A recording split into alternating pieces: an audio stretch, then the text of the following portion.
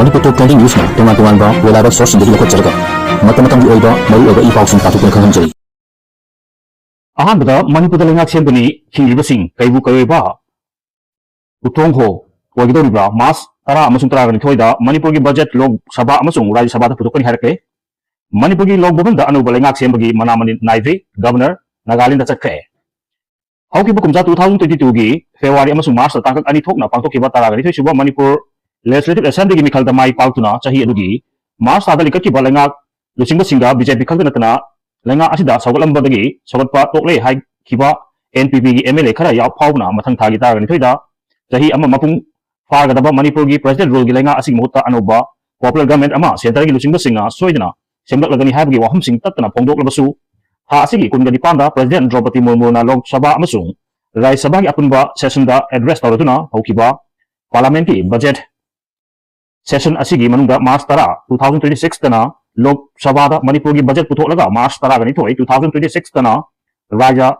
Sabha da puthokani harakle asi Lok Sabha gi makai dagi thorakpa bulletin part 2 amasung Rajya Sabha gi namasi gi secretary general PS Modi na thorok parliamentary bulletin part 2 da phungdorkani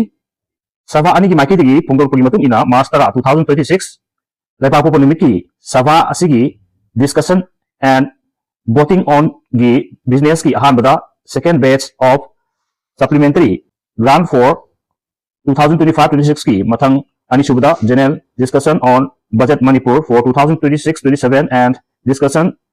and voting on demand for grants Manipur for 2026-27 issue ani haina yaure makatarpada yerho group singi yamnabam yamna saruk yatuna Manipur kanba khongchat chatkhe Mifam pangtutuna kana nenarga su lathokadabani haiba yauna warep nipang lomina kre hairi democracy palaipa amada lengakna terrorism bu khulai oina sinarpa state asigi miyambu tha kunsa gani thoi surab phawda hostage oinduna thamlakpasi India na tagana malam ge topa laipa amatana leite waike dire na sumna pawdum lakli amaromda Manipur kuki ko baput na tagana mi amat leite kuki haina khangnari basi asidi mitopni Michael Lamdathang ngasi fawda Manipur da pangtutuna tatkiba miyam gi khongchat singi manung dagi khwaidagi chawba khongchat ni haiba yaraba coordinating committee on Manipur integrity COCOMI na miyam amasung miyam gi lusingba singa khusumnaduna sinba Manipur kanba khongchat chatlaga mifam pangtutuna khanna nenara matungda Manipur amasung union lengaka kuki jo lawhoba militant singa kujek pinaduna jana halakriba suspension of operation su kudakta hadukadabani haiba yauna warep nipan longmina kre hairi COCOMI na luk asigi women wing amasung student wing na singba yauna mangjong na Lautuki bagi matung ina ngasi ayu pung mapan ga makairom talpadagi tidin lambigi kwakechel da laiba tidin lampaka saruk yagadaba nupi angang yaw na Manipur gi humi sing khaktanatana mapandagi lakuna lerkiba purup singi miyoi singa khongjang haugadaba tidin ground da chikna chaina bangamdana punki mafum asidagi yamna miyamna paisampat junction tamna tidin lambigi divider gi maning thangba saruk ta laklaga wahengbam laikairom da chatki aduga mafum adudagi kwai bidas lanthok laga nagampal paring da laklaga khoyathong dagi Haigalakalaga, Tangway Bandrom da Chatuna, Mahmud Leba, Pau Ground, Lamtung Pam Oiki, Ayupung Mapan Gamakai the Gina, Saru Yagadam Singpuna, Horklaga Ayupung Karamatorum Tarpatagi, Manipur Kanba, Kongchat Haina, Haba Benana, Lamjing Oituna, Yamlu Miamna, Kongchat Pahorki, Tangway Bangi, Tau Ground, Pantung Pam Oituna, Pulamatunda Miami Maki Dagi, Tungan Baluk Amasung, Sinpam Singa Leba, Kangat Labamu Singa, Wangang Oituna, Nasigi, Kongchat Asi Karidamak Jalibano, Amasung, Kongchat Asiga Mari Lenena, miyamna lawdaba warep singi matangda magi oiba aningba apa masing phongdok naduna kana nenaki hairi mifum asida saruk yakiba COCOMI gi convener wake diren hai Manipur da tholiba tha kontra ga ni thoi suraba watok asina mahirol dagi iramdam hing asida hingminar gi ba yaho purup sing asida ngasi amaga khaibung tana dawna lerkiba asi India lenga ki thaong hausilni India lenga ki thaong asi khanglabanina aikoi masel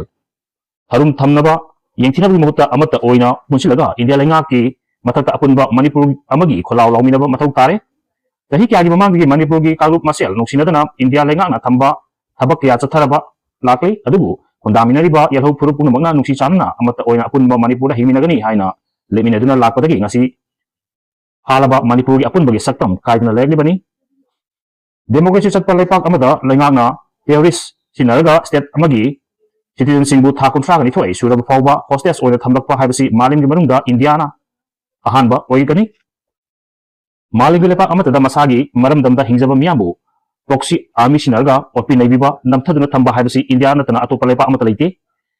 India government ki mathakagi miyam apun ba kholau amagi damak amata oina changshin minabagi tangai fadaba leire mioi lesing humpu hena lanjanarba mayu makai kyamai thadok piraba masagi maramda lanjan handuna thamba haibasi khwaidagi laibak thibani India government na lanjan handuna thamduna ledang haliba iricha sing asi masagi mayumda hanjinaba road map ama puthokna miyamda khangadabani loinana India government na su advocate tawgadabani mitop handoknaba kholau amadi khongjang mathau tare haiki ngasi gi mifum na khanara matungda nauki warep singdi number 1 da su khudukta lathokadabani su gi mingda kokila labu singna tawning tawning da tawhaliba asi khudakta lepka amasung matik saba action lagodabani hairi number 2 da India na Manipur da thokleba irang asibu aranba wari singbul amada tham uthaduna kaluki irangi haiba propaganda tawriba khudakta lepkadabani amasung kaluki irangi mingda miyangi phangpham thokpa haksing matpa amadi temsingnaba khudakta lepkadabani number 3 da IDP singi akaknaba policy sing semduna amadi akaknaba matamgi manungda masa masagi memda hanjin hanggadabani loinana IDP singbu punna tanana tawi baga loinana makoibu section ngakti senbigidabani mari subada jinkuki narco terror singi cross border terror activity sing lebhanggadabani makoigi cross border network sing thugai baga loinana illegal infrastructure sing lothokadabani manga subada constitution na piriba miyamgi hak amasung lengak phanghalu loinana transparency amasung accountability leiba governance ama atu matamda lehengadabani taruk subada Manipur gi territorial amadi administrative integrity ngak thamgadabani Manipur miyam gi democratic right amasung mandate India government na ikai khomnagadabani tare subada Manipur da NRC natraga namasiga manaba mechanism ama putu matamda putotuna lising sitna India government na ayar piduna changsila khakniba mitop sing khadukadabani amasung nipan subada Manipur miyam na national highway sing matam sang na chatpa yadan leiba asi India government na khudaktagi yahanduna chanhangadabani haiki